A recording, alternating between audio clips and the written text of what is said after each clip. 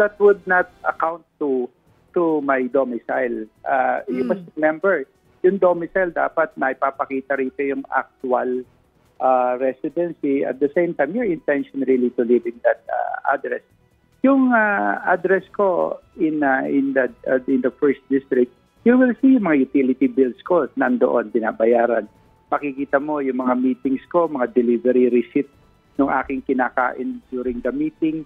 Makikita mo yung pakikipag-usap ko doon sa mga taong naroon. So, you could have actual multiple residency. Ang nangyari kasi dyan, yung aking residence, yung aking domicile sa first district is by domicile of origin. Yun yung yun yung taal na aming pinanggalingang lugar. Nung nag-asawa ko, nalipat ako sa ibang lugar ng paninirahan. But it does not follow that it is my domicile. It could be a residency. Isa pang isinabit na dokumento ng petitioner, ng kalabang ko, yung sagot ko sa isang pleading, yung pleading ko sa isang kaso.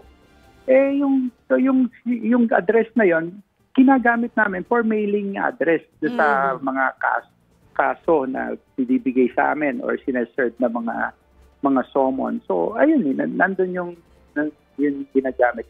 You could have a multiple residency. It is allowed under the law.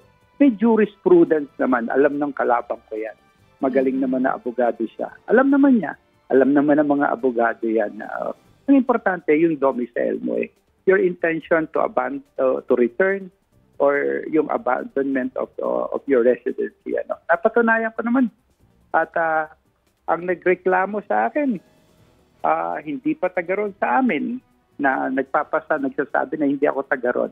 At sabi namang taga-roon ako, doon ako talaga ako nakikita, yung mga kapitbahay ko, yung mga taong actual na nakatira doon sa kalsada namin, yung aming kapitbahay na naroon. So, incontrovertible yung evidence. Talagang